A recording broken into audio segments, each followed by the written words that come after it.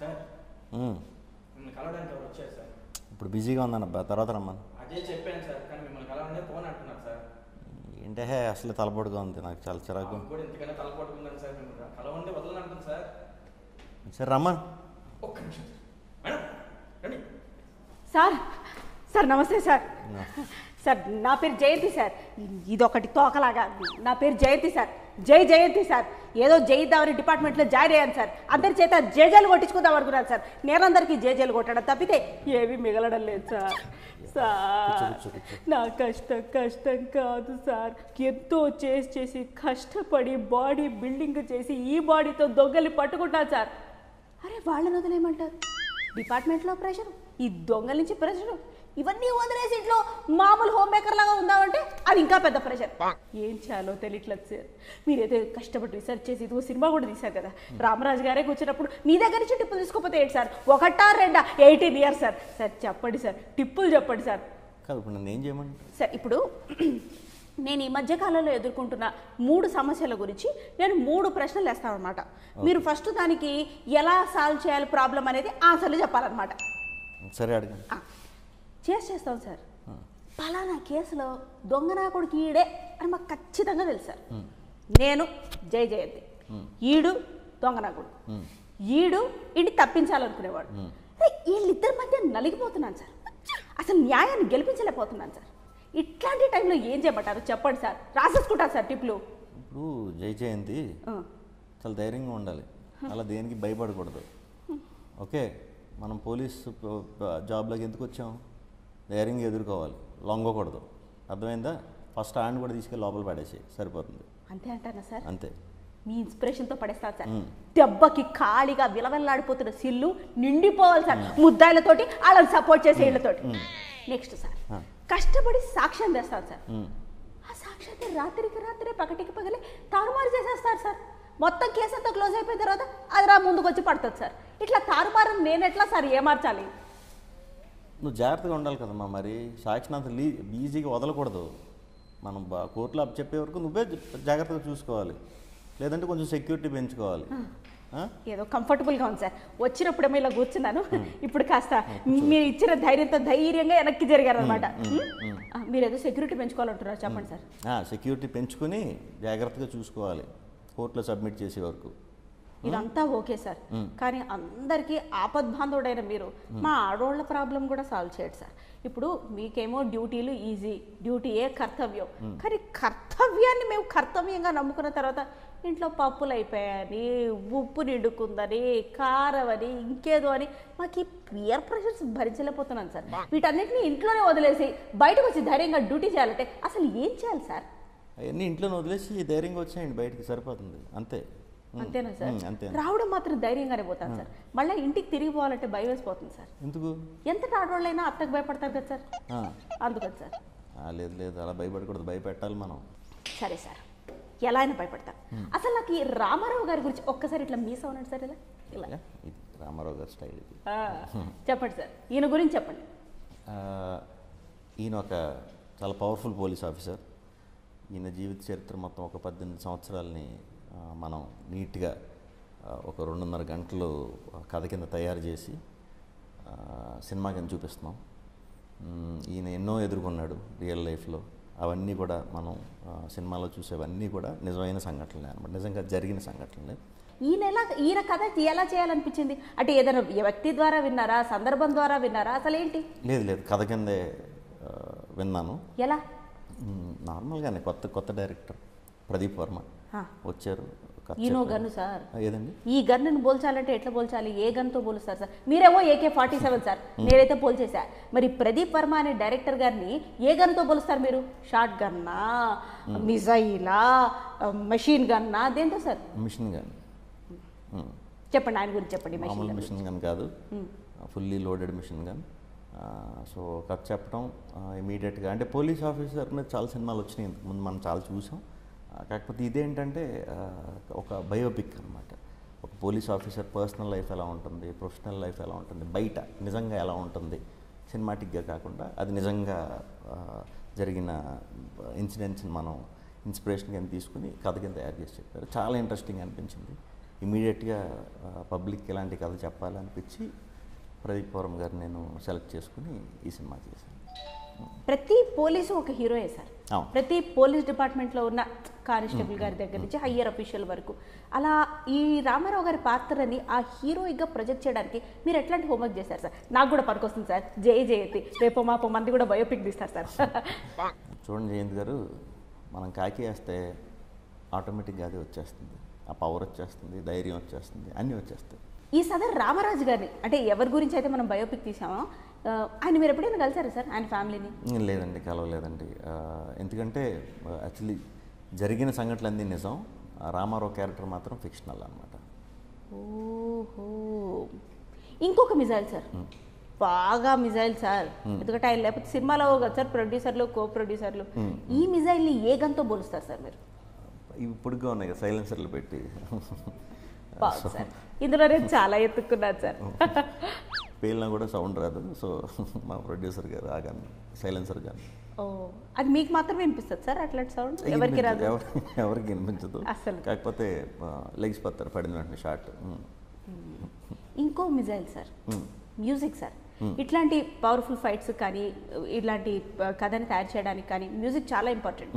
మరి దెన్ ఆ music director అయిన సార్ని ఏ గన్తో మీరు? షార్ట్ గన్ అండి, షార్ట్ గన్, డబుల్ బ్యారెల్. ఎందుకు సార్ అలా షార్ట్ గన్? ఫట్ ఫట్ ఫట్టా అంటే ఏంటి దాని యొక్క? Double barrel. అన్ని గన్ల గురించే మాట్లాడుకుంటున్నాను సార్. టీజర్ దగ్గర నుంచి ఎక్కడా కూడా మాకు పువ్వులు కనిపించట్లేదు సార్. గన్నులు, కాల్చడాలు, పువ్వులు, అందమైన పువ్వులు, మీ పక్కన ఒక పువ్వు, కాకపోతే 2-3 పువ్వులు. ఆ పువ్వులు అనమాట దేని గురించి మాట్లాడుతున్నారో మీకు తెలిసింది కదా. ఖైదు చేశారట కదా పువ్వుని మీరు? పువ్వులు లేవు కానీ ఒక పువ్వు ఉందండి. చెప్పండి సార్, వినడానికి ఖైదు. కొత్త అమ్మాయి ఖయాదు అని. చూసారా, నేను ఖైదు అన్నారు, మీరు ఖయాదు అన్నారు. ఆమె కూడా ఈ 18 years జర్నీ సినిమాలో చూపించిన జర్నీలో ఆ చిన్న ఏజ్ నుంచి పెద్ద ఏజ్ వరకు కూడా ఉంటుంది. ఆమె ట్రాన్స్ఫర్మేషన్ కూడా చాలా బాగా చేసింది. ఈ ఫిలింకి సెకండ్ హాఫ్ అంతా కూడా ఒకనొక టైంకి వచ్చాక ఆమె మీదే కథ ఎక్కువ రన్ అవుతుంది అనమాట. Interesting to watch sir. So సినిమాకి మీరు ఆయువు పట్టు ప్రాణం అయితే మిగతా ఆర్టిస్టులు అందరూ, అది తనికెళ్ళ భరణి గారు కానివ్వండి, లేకపోతే రవివర్మ గారు కానివ్వండి, లేకపోతే సుమన్ గారు కానివ్వండి, అందరూ చాలా మంది ఉన్నారు కదా సార్. ఒక్కొక్క ఆర్టిస్ట్ గురించి మీరు పనిచేసినప్పుడు అనుభవం గురించి, ఫైట్స్ గురించి, డైలాగుల గురించి. ఓకే, నేను తనికెళ్ళ భరణి గారితో ఇంతకుముందు చేశానండి, 3-4 సినిమాలు చేశాను. ఆయనతో మంచి రిలేషన్ ఉంది. ఆయన పాయింట్ ఆఫ్ వ్యూ నెరేషన్లోనే ఈ కథ అంతా నడుస్తుంది అనమాట. సో చాలా ముఖ్యమైన పాత్ర అది. సుమన్ గారితో చేయటం ఫస్ట్ టైం. సుమన్ గారి సినిమా అంతా కూడా నాకు ఒక ప్రతి పోలీస్ ఆఫీసర్కి వెళ్ళిన తర్వాత, జాయిన్ అయిన తర్వాత ఒక హెడ్, ఒక గాడ్ ఫాదర్ కింద ఉంటాడనమాట. ఆయన ఎక్స్పీరియన్స్లు అన్నీ చెప్తూ వీళ్ళందరినీ స్లోగా వీళ్ళు ఎదిగేలాగా చేసే ప్రాసెస్ అనమాట. ఆ పాత్రలో సుమన్ గారు చేశారు, కమిషనర్ పాత్రలు. చాలా మంచిగా ఆయనతో వర్క్ చేయడం చాలా మంచి ఎక్స్పీరియన్స్. ఇంకా రవివర్మ గారితో అయితే ఫైట్లు ఉన్నాయి. ఆయనతో కూడా ముందు చేశాను కానీ ఫైట్లు చేయలేదు ఎప్పుడు. పాపం చాలా ఇంజూరీలు కూడా తగిలినాయి ఆయనకి అనుకోకుండా ఫైట్లో. సో అందరూ కూడా, రాజా రవీంద్ర గారు చాలా మంచి పాత్ర చేశారు. మెయిన్ ఏంటంటే ఇది సినిమా అంతా కూడా ఒక 5 episodes కింద ఉంటుందండి, అంటే ట్రాన్స్ఫర్స్ ఉంటాయి అన్నమాట. సో సినిమా అంతా కూడా మీకు ఎక్కువ నేనే కనిపిస్తూ ఉంటాను. నాతో కనిపిస్తాను సార్ ట్రాన్స్ఫర్లు అంటే. చెప్పండి, మిమ్మల్ని చేయలేను ట్రాన్స్ఫర్లు. ఇంకొంచెం మీరు నేను ఫాలో అయిన 10 rules బాగా ఫాలో అయితే 1 సంవత్సరం 2 సంవత్సరాలు అవకాశం ఎక్కడ సార్, డ్యూటీ ఎక్కడ చేయిస్తున్నారు. మీరేమో ధైర్యంగా ముందుకు పోతున్నారు, నేనేమో ధైర్యంగా ముందుకు పోవాలో అధైర్యపడి వెనక్కి రావాలో అర్థం కావట్లేదు. ముందుకే పోవండి, వెనకడికి వేయకూడదు. ఓకే, ఇంతే ముఖ్యమైన పాత్రలు ఇవే. మిగతా అన్నీ కూడా నాతో పాటు వచ్చి వెళ్ళిపోతూ ఉంటాయి అన్నమాట కథతో పాటు. మీ అబ్బాయి ఇందాక నుంచి సైగా చేసేస్తున్నాడు సార్. నేను అడగను అనుకున్నారా సార్ సినిమాటోగ్రాఫర్ గురించి? అసలు వీళ్ళు ఇదేంటి సార్ అంటే జయతికి నాలెడ్జ్ లేదు, ఇది అన్ని మర్చిపోయి వస్తుంది, మధ్యలోనే అన్ని వదిలేసి వస్తున్నారు కూడా. చెప్పండి సార్ సినిమాటోగ్రాఫర్ గురించి. సినిమాటోగ్రాఫర్ రాజ్ తోట. ఈయన ఏ గన్తో పోలుస్తారు సార్? ఈయన సాఫ్ట్ అండి పాపం, గన్తో కాదు. ఆయన లాఠీ అనుకోండి, అంటే రబ్బర్ లాఠీ. లాఠీ అనుకోండి, లాఠీయే కదా, గన్కంట పవర్. చెప్పండి సార్ ఈ లాఠీ గారి గురించి. సినిమా ఏంటంటే మనం 90s సినిమా కాబట్టి ఇది స్లోగా మనం చూస్తుంటే పాత్రలతో పాటు సినిమా లుక్ కూడా మారిపోతూ ఉంటుంది అనమాట. సినిమా కూడా గ్రో అవుతుంది అనమాట. అది విజువల్స్ రూపంలో చూడొచ్చు, ఆర్ట్ వర్క్ రూపంలో చూడొచ్చు, నా క్యారెక్టర్ రూపంలో చూడొచ్చు. సో అటువంటివన్నీ కూడా చాలా క్లీన్గా డీటెయిల్డ్గా ఫాలో అయ్యి చేశారు. అండ్ చాలా మంచి పేరు వస్తుంది సినిమా తర్వాత.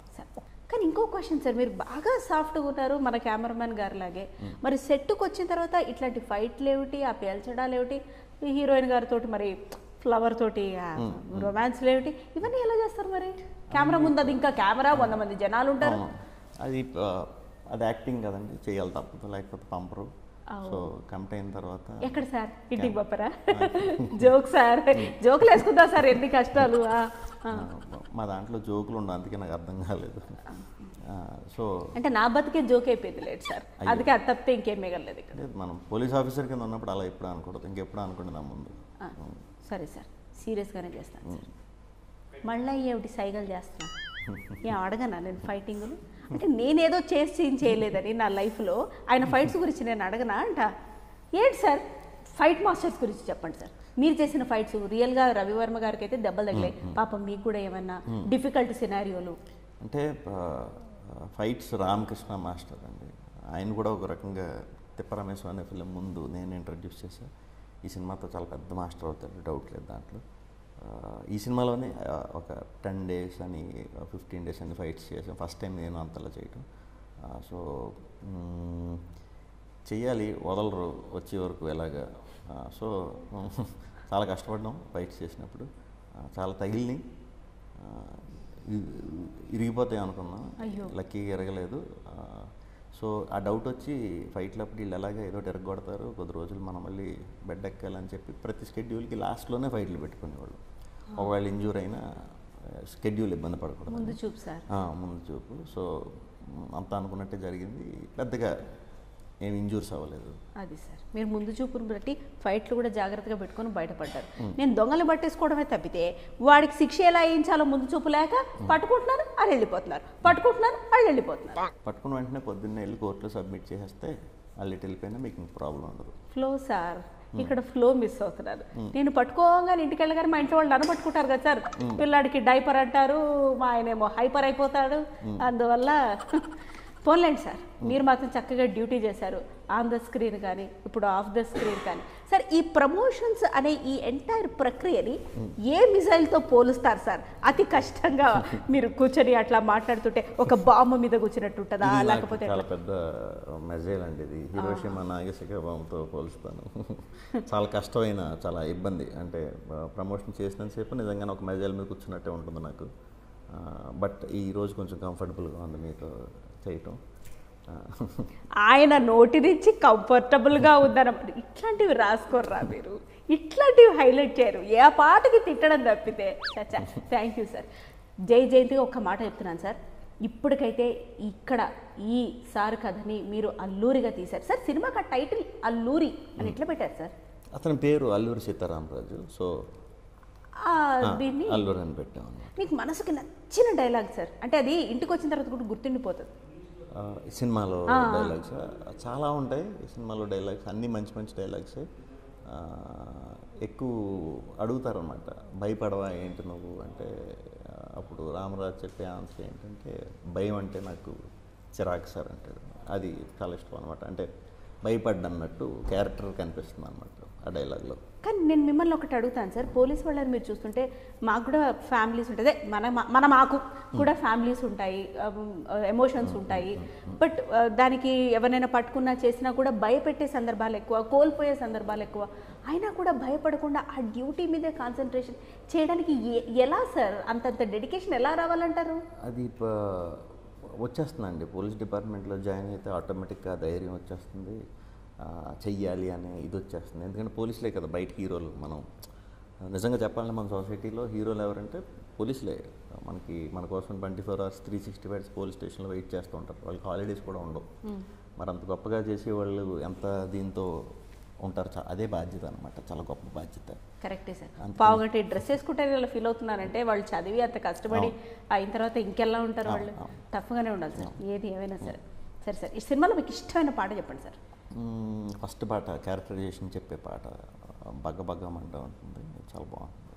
సరే ఏదైనా స్ట్రాటజీ ఉందా సార్ సినిమాలో ఇట్లా ప్రతిదీ నేను కొత్తగా అదొక బయోపిక్కే అవని, లేకపోతే మనలోంచి ఒక కథ నుంచి వచ్చిన సినిమానే అవని, లేకపోతే ఒక కొడుకు పడే ఆవేదనే అవని, ప్రతి కథలో మీ పాత్రని కొత్తగా చూపిస్తూ వస్తున్నారు మీరు. ఎందుకు ఆ స్ట్రాటజీ ఏమైనా ఉందా, లేకపోతే మీకు ఇష్టమా స్వతహాగా వెరైటీ ఆఫ్ రోల్స్?